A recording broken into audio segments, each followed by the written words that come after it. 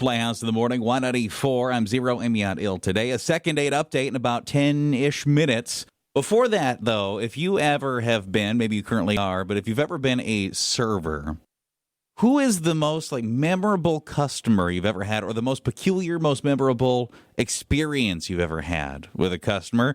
This woman's going wildly viral on TikTok because of this request. So yesterday at work, I had this guy ask me if we could cut his burger in half, and I was like, oh, we don't do that here. Like, I can give you a knife and you can cut the burger in half yourself.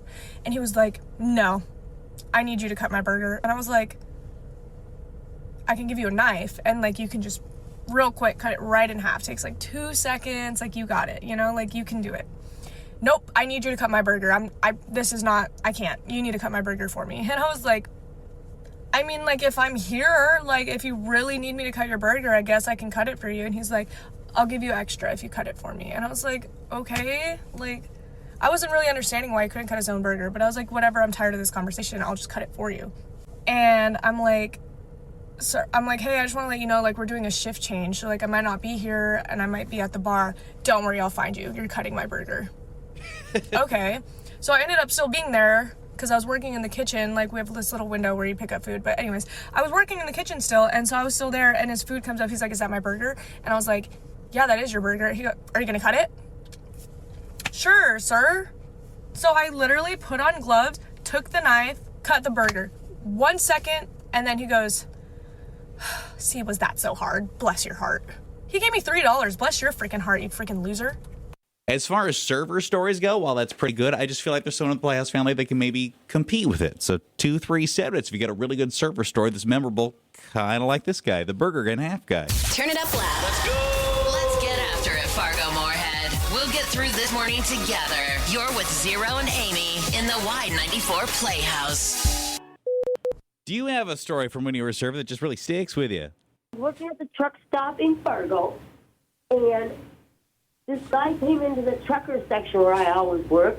Okay. And he asked me if I'd please have the cook make him pancakes with real strawberries and whipped cream instead of that icky canned stuff they used to put on there, that strawberry sauce or whatever. Yeah. We weren't supposed to do that. I said, sure, why not? No problem.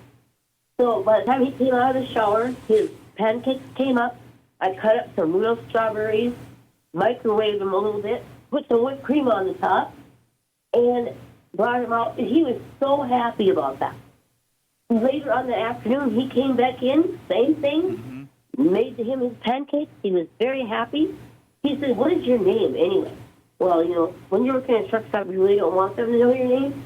So I said, my name is John. He goes, John, that's kind of weird. What's your last name? I said, it's George. Your name is John George? I said, yes, it is. He came in there and gave me a $100 bill. He gave me a 1-hour massage. The lady who worked there right at Petro got a 1-hour massage and a full back chiropractic thing.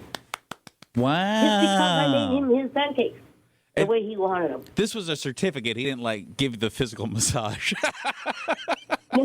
Yeah, and he put on there his order of John George. Wow. That's a nice so story. Cool.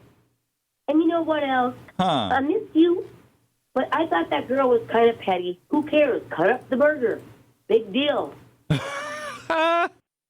Good morning. You got a crazy story like that? Oh, my gosh. I have so many great stories. But the one that sticks out for me that was absolutely amazing is I work in these neighborhood restaurants. Okay. One of our regulars that came in actually hit the lotto.